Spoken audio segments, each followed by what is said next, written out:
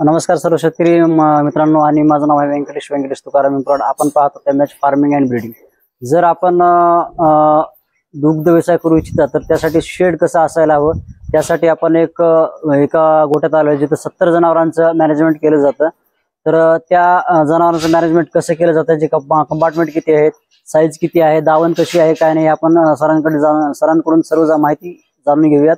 तर हा व्हिडिओ शेवटपर्यंत नक्की पहा, जेणेकरून आपल्याला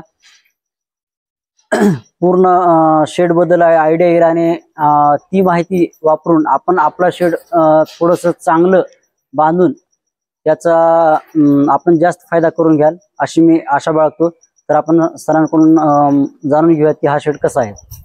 नमस्कार सर। नमस्कार सर, आपलं नाव? सर नाव ज्ञानेश्वर दिगंबर गुणाले। आपलं शेडची लोकेशन? सर शेडची लोकेशन बेलूर, तालुका अहमदपूर, जिल्हा लातूर। सर, आपल्या इथे जे टोटल किती जनावर आहेत?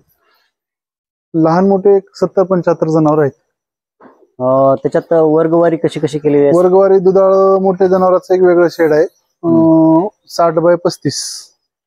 सॉरी सर, पूर्ण शेडची आपली जागा किती आहे? सर पूर्ण शेडची जागा म्हणायला गेलं तर 100x35 आहे।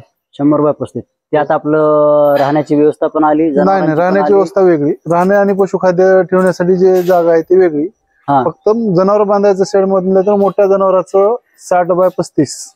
60x35 हो। आणि दूध बंद झालेल्या वासराचं म्हणायचं झालं तर 36x35। 36x35। आणि दूध पिणाऱ्या वासरासाठी मुक्त गोठा जवळपास 60x35च आहे। तर सर, अगोदर हे जे आहे त्यांचं जरा सांगाल, दावण कितीचे आहे? सर दावण जनावरांच्या साईडची बाजू 2 फूट, समोरची बाजू 3 फूट, मध्ये 3 फुटाचा रस्ता, पुन्हा समोरची बाजू 2 फूट आणि जनावरांच्या पुढची बाजू 3 फूट। आणि सर, जनावरांच्या दावणीपासून मागल अंतर किती आहे? सर जनावरांच्या दावणीपासून मागलचं अंतर 11 फूट। 11 फूट? एवढं का जास्त ठेवलं सर आपण? आपल्याला फिरायला किंवा शेण ओढायला थोडी जागा मोकळी राहिलेली कधीही चांगलं। आणि 8-8.5 फुटाचं जनावर असते, तिथून 1-2 त्या 3 फूट 3.5 फूट जागा मागे राहायलाच पाहिजे। कॅन्सर वासरांसाठी? सर आता वासरासाठी तेच कन्स्ट्रक्शन आहे, त्याच्यात फक्त कंपार्टमेंट वेगळं आणि दावण 1.5 फूट।